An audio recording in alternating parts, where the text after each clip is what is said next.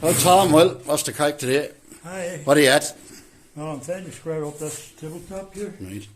That all has to be done. That's some size of a table. It's American white oak one, Yeah.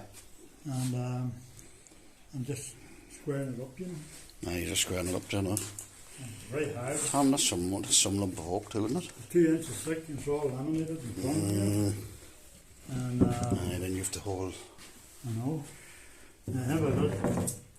It's laminated up as best as you get because it's quality. That glue is actually stronger than the wood, look. Mm.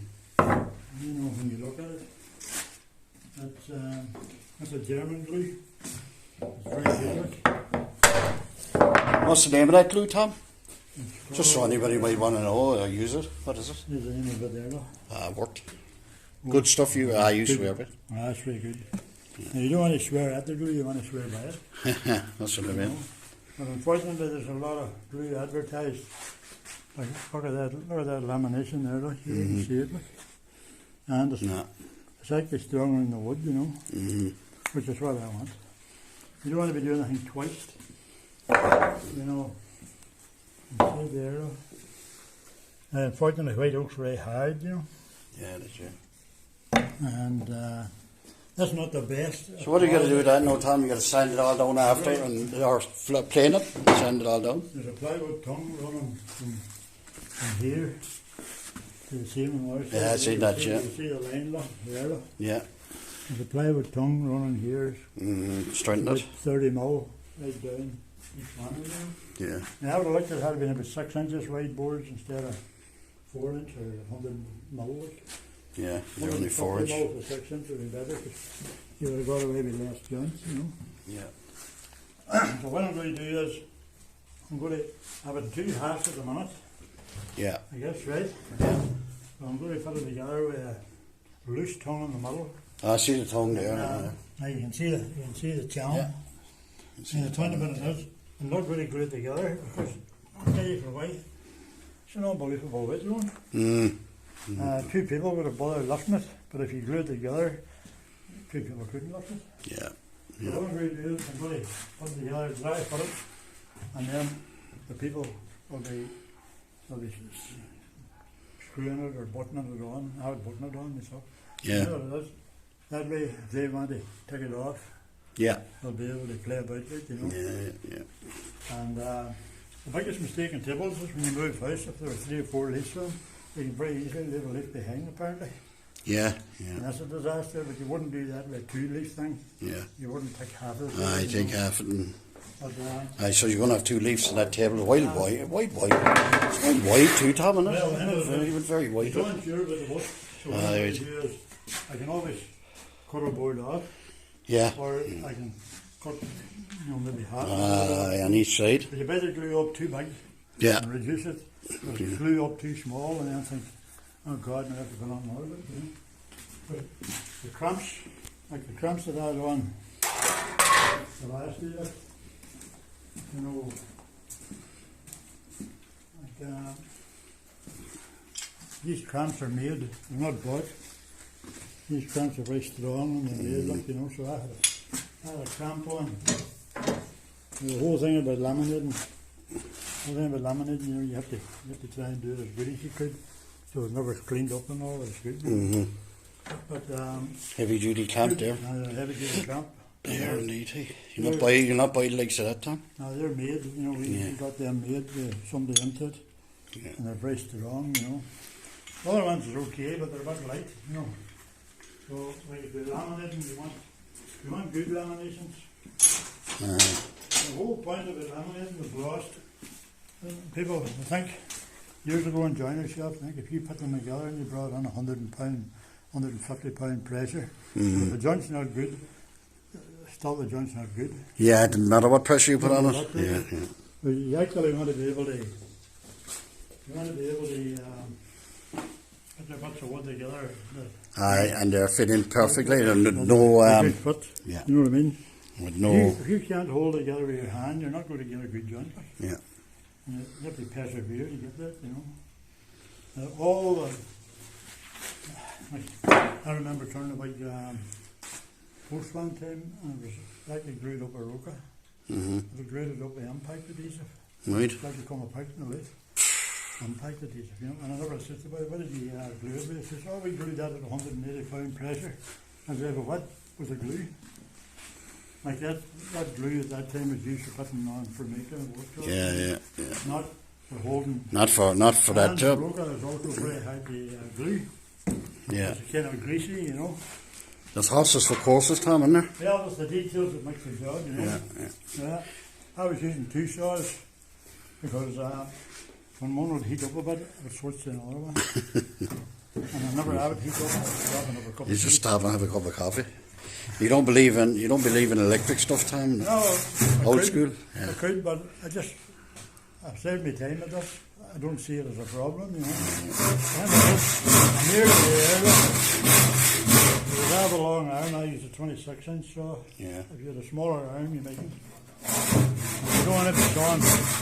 Yeah, you use the full length of the saw. Go in the full.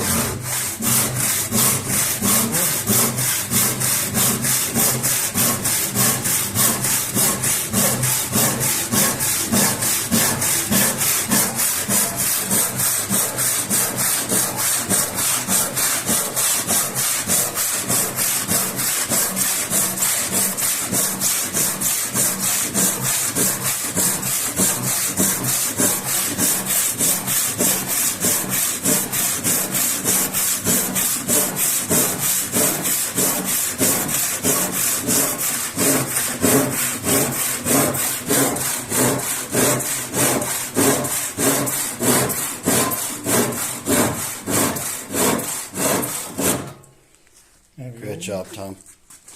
Hi, Tom. What age are you, Tom? I'm 38. Twice. I talked to you twice. I'll tell you one thing, hey. You're a fair fucking... You're a fair going for it. Oh, That's tight going there. no, it's breaking everywhere except the joint. And that's good for him. That's better. You know, but that's what you want. Yeah. And it is. You don't want no comebacks. That's somebody that I'm friendly with too, you know. That's like,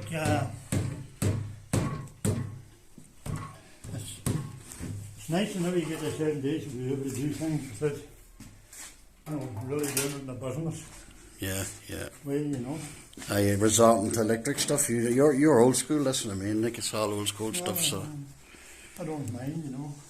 Tom, at your age, right, not being smart or anything like that, the way you look at me like that, no, but I'm telling you, like, you know, What? you're a few years older, right? You're fit, you're quite unfit, like, you know what I mean? Well, I'm not as good now as I was a few years back, but the thing is, I'm still going, like, and I enjoy it and I love it. And the whole point about it is I have a passion for it, and I love meeting people and having a crack, you know. Yeah. Ah, well, this Maybe- place is maybe like if that was done something like that, but I don't know.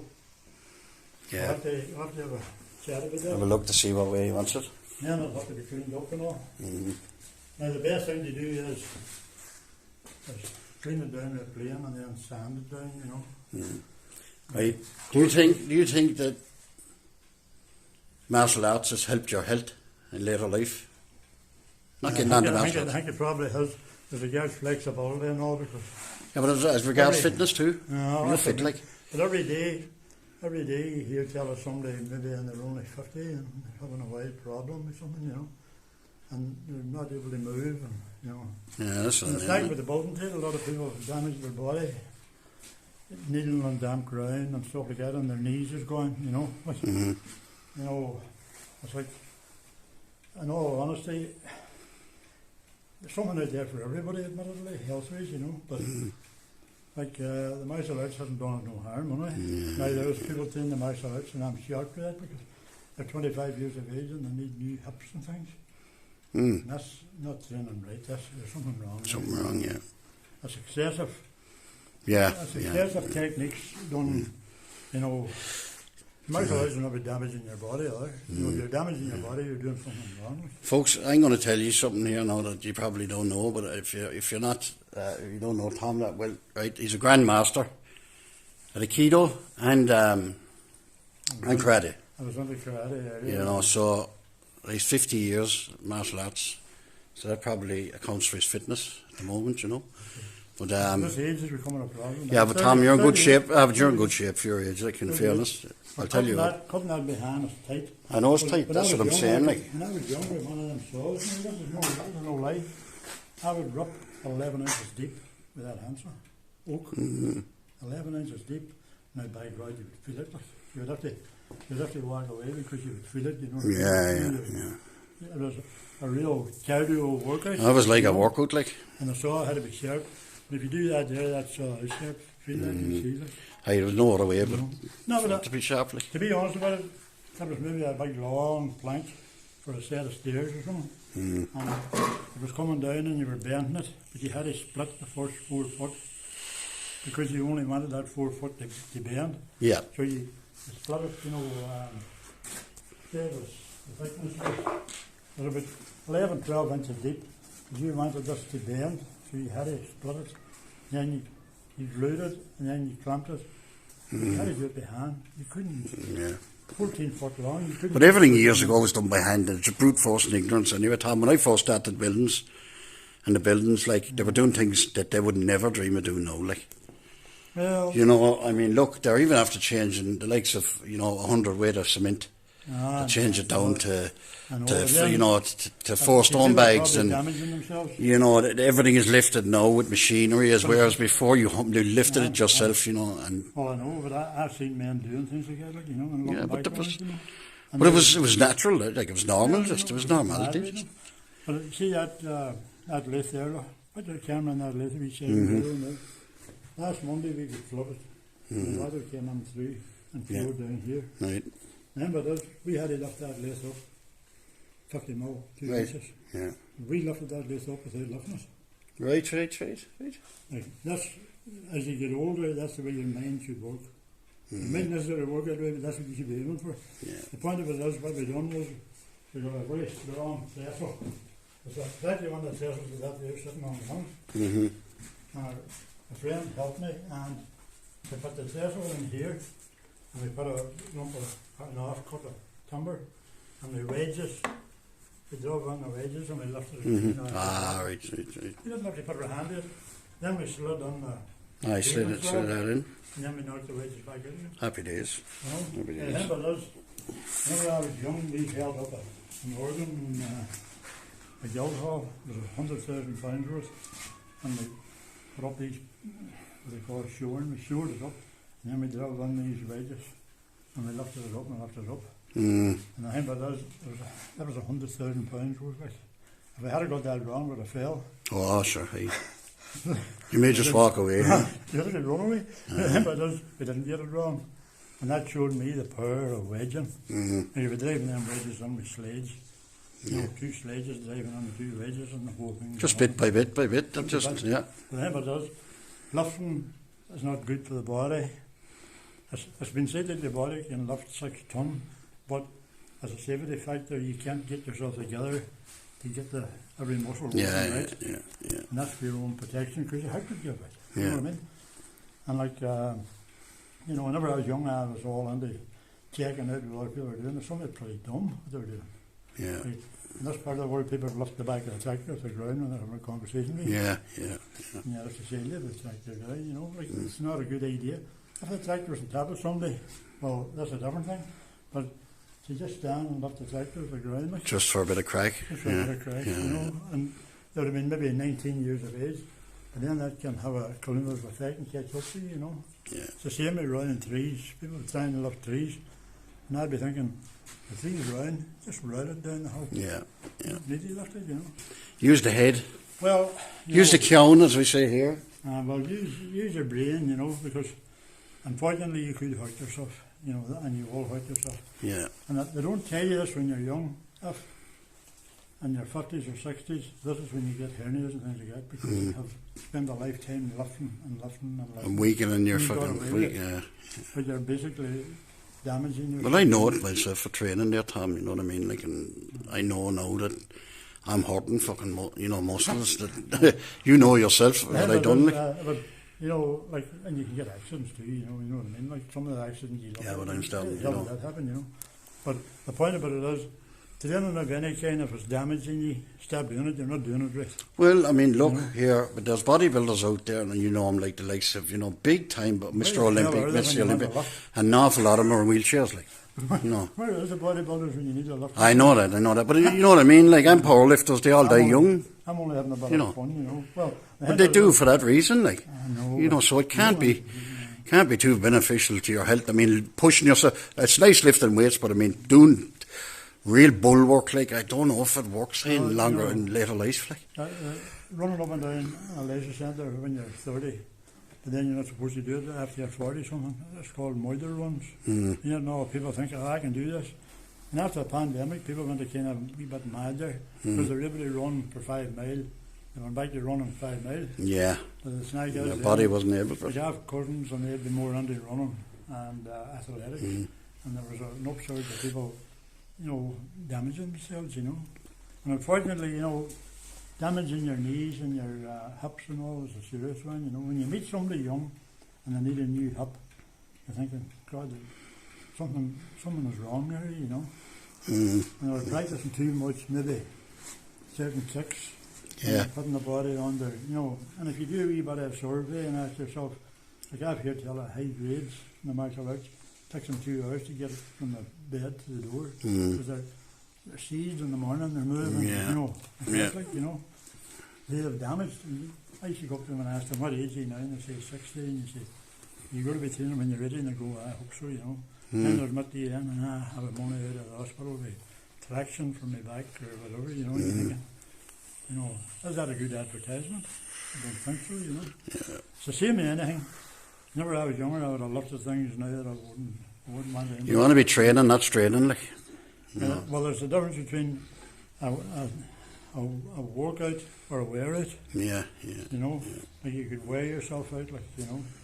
The habit is, you know, there's different things for different people and illnesses. And Tom, if you're putting somebody to grading, right, getting onto martial arts, right, what would you more emphasise things on? Their fitness, their ability, or their technique, or would it be just a mixture of all? This is the fact that or the knowledge? They're using their head and they're not going to let the side down, you know, because unfortunately the martial arts has got a bad reputation, you know, like the behaviour of some people, you know, and that's not the idea either, you know. So, like, you know, a grading is an exam. It's not about overcoming somebody and hitting them harder, hitting them quicker, or hitting them dirty. It's a mixture of knowledge, technique, and the right mentality as well, you know.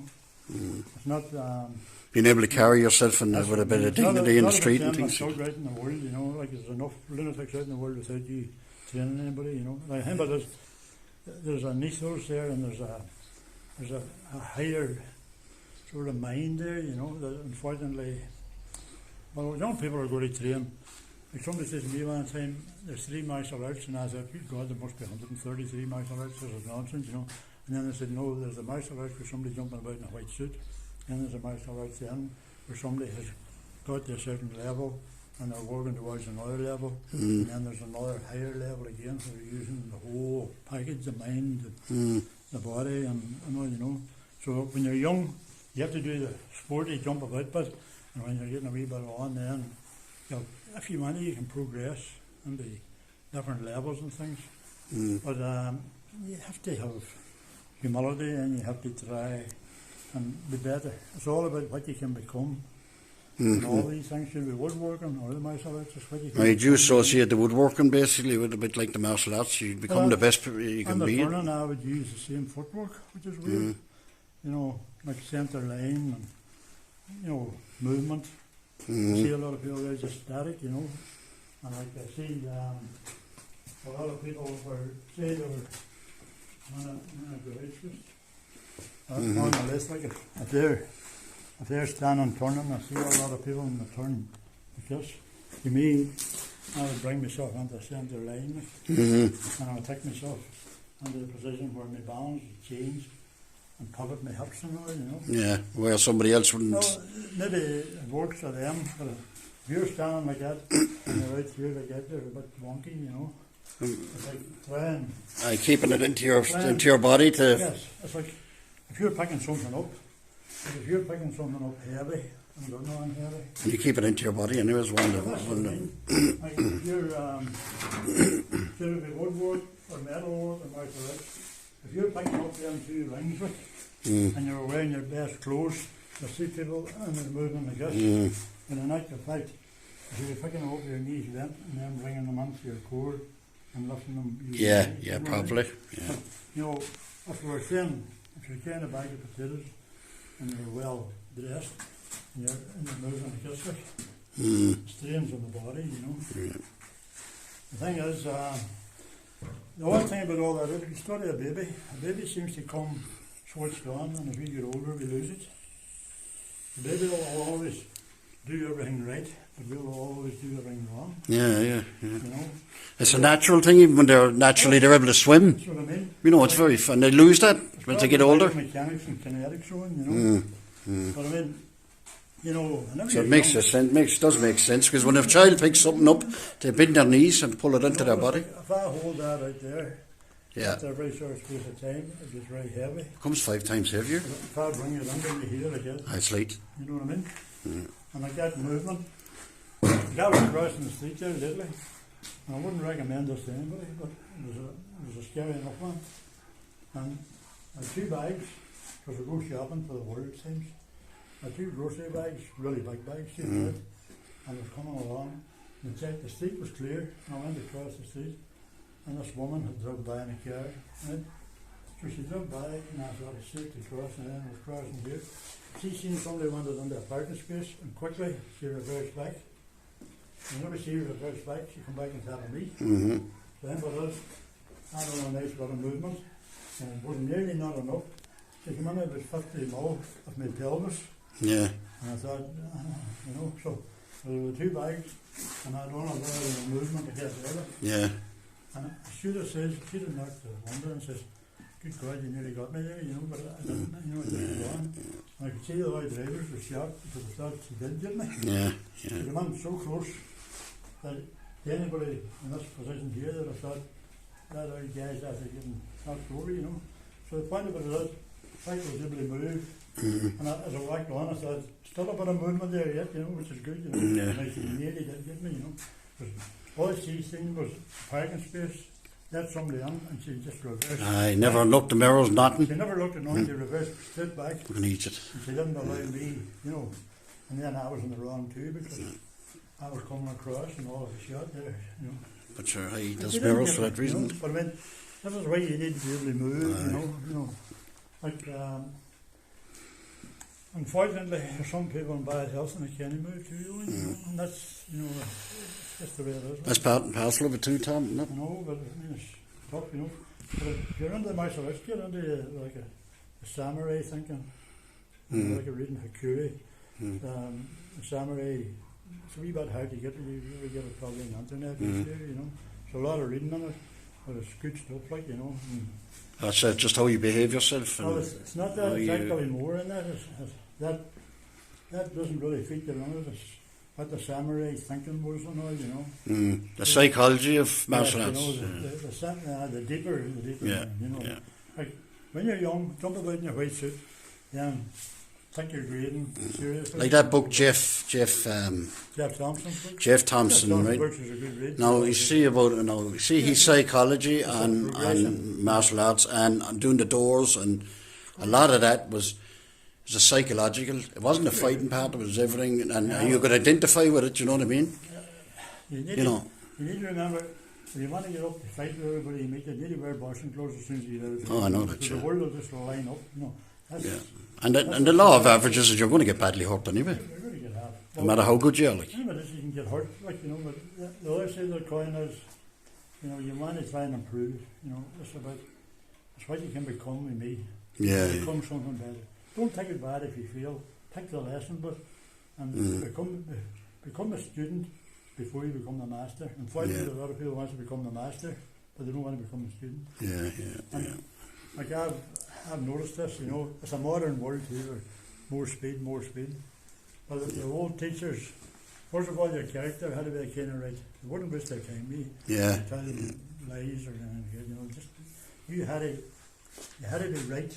Then they would take you on board. Like I was blessed, I had a good teacher. Like, Mm. and the woodworker. And Yeah. I served with him twice, and he was a lovely man. And the whole point of it is, like he was like a father to me, and we spent 18 great years together. And I was a good student. You must become a good student. Because then somebody will take an interest in helping, you know. Yeah. And it's not about going to the grave and taking knowledge we own. You know, that's what this is all about. This is why we're even doing these videos. I'm quite happy to share, you know. We're all into sharing and helping, you know. Yeah. And like I worked with them many years ago, and they were hard to work with because they hated young people.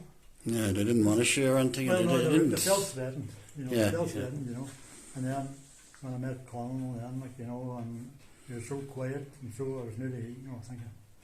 But inside, he wasn't quiet. He was fun whenever you got to him, and he never put you down. He never, you know, hurt you. You know what I mean? Yeah. He never said you're an idiot. You know what I mean? You're not a kid. You know, other boys would have put you down. You know, or wouldn't have showed you. You know, but and it was always, and it was amazing, like, because if he had a good vice, he didn't need machinery or nothing, you know. Everything, he was happy as Larry, you know. And he's so content. He never moaned or complained, you know. And we did all everything out by hand and settled it out by hand and done all that, you know. And somebody came on one day and they says, "Can I use your mortgage?" And I said, "We haven't got one." And he said, "Oh my God," and they run away, you know. He couldn't, and we were making doors and all that stuff, you know. And we sat down and have a cup of tea, and everything was done very carefully and very meticulously. And everything was done as well as we could, you know what I mean? With that search, we're doing it better and better and better. And it was fascinating, you know what I mean? And the work it was turning out, a couple of hand tools, you know, that was, you know. I see now people think they have to have every tool in the shop, more money, more money. Not the fact the good hands didn't really have that. Didn't need all those tools. They didn't need them. Yeah, they had the knowledge and they had the. But that was amazing, you know, because I look back at that now and I think, God, how that worked, you know. They had a lot of old tools, and maybe the hand was broken the plane, and you thought, you know, and maybe a couple of chisels, and they were getting on in years, and getting all, you know, some of them are very, very talented. Making fielded pounds by hand, to get, you know. Nowadays, you get computerized machines, you know, but but it is, they didn't need them, you know, they didn't want them, they didn't need them. Now, so then you ever go back in your work, after about 50, 60 years working, he says, now, he wasn't a scooper, he says, I had to adjust the church door lock, he says, like, imagine, after about 60 years, that's what he went back and adjusted, like, spellbound, you know, because I've known boys in that managed to do that many stupid things that it's embarrassing, like, you know what I mean?